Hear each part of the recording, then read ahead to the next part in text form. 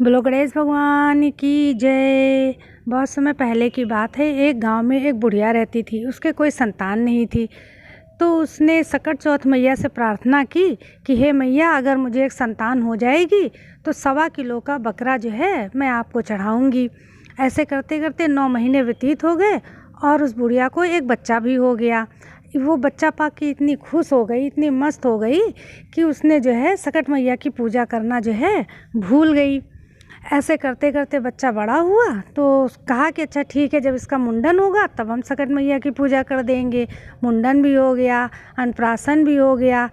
फिर कहने लगी कि अच्छा, जब हम इसकी तिलक बरीक्षा शादी करेंगे तब हम सकट मैया की पूजा कर देंगे।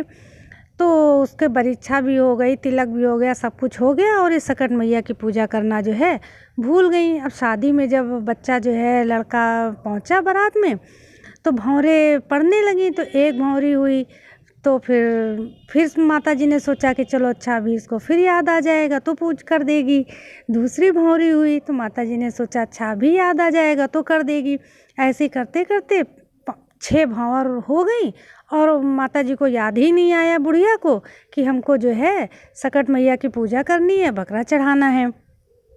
तो जब 6 भौरी हो गई, 7वीं भौरी होने वाली हुई तो सकट मैया प्रकट हुई और उस लड़के को उठा लिया और ले जाके जो है कुएं के एक ताखे में रख दिया।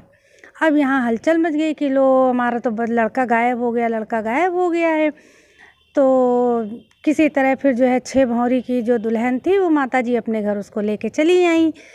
तो ऐसे बहू जो है कुएं में पानी भरने जाती थी तो वहीं जब कुएं में पानी भरने जाए तो उस रस्सी जो है वो लड़का पकड़ के बैठ जाता था और उससे बातें किया करता था और कहता था कि तुम हमारी 6 भौरी की दुल्हन हो, हम तुम्हारे 6 भौरे के दुल्हा हैं।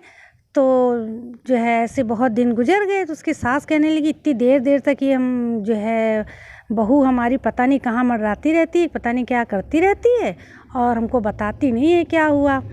तो एक दिन उसने सोचा कि चलो अच्छा, हम भी इसके पीछे पीछे जाके देखते हैं कि ये कहाँ जाती है।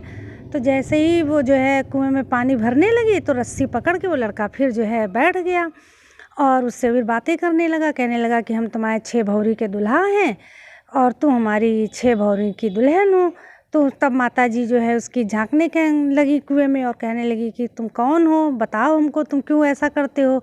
तो उसने कहा कि तुमने सकट मैया से हमको मांगा था और सकट मैया का बकरा चढ़ाने के लिए कहा था, तो तुमने आज तक बकरा भी नहीं चढ़ाया, इसलिए सकट मैया के पास ही हम रहेंगे। सकट मैया जो है हमको उठा के यहाँ लेके आ गई हैं और कुएं में रखा है।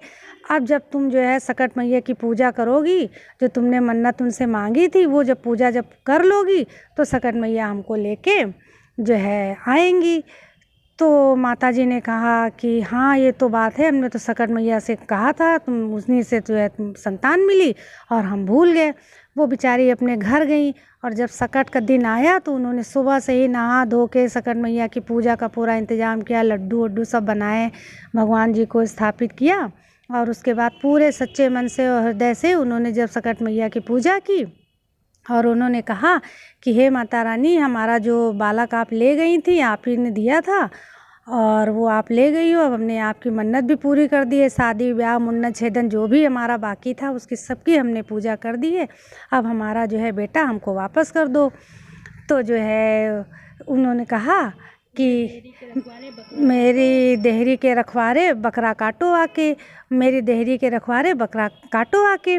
तो भैया माता जी जो है तुरंत जो है उनका लड़का लेके वहाँ पहुँच गई और जब उन्होंने अपना जो है प्रसाद पा लिया और जो है बहुत प्रसन्न हुई और उनका लड़का उनको दे दिया। फिर उसके बाद में जो है बूढ़ा माता ने उस लड़के की शादी जो है 7 फेरे तक उसकी शादी, 7वें फेरे की शादी कराई और अपनी बहू और अपना बेटा लेके घर में अपने जो है प्रसन्नचित्त सुख से रहने लगी। तो जो भी भगवान आपके कष्ट हरते हैं तो उनकी मनोकामना पूरी करते हैं, तो आप लोगों को भी उनकी हर इच्छा पूरी करनी चाहिए। प्रभु जी का जो भी आपने मान किया है वो उसको मनौती पूरी करनी चाहिए। ऐसे भगवान जी सबकी हर इच्छा पूरी करते हैं। बोलो सकट मैया की जय।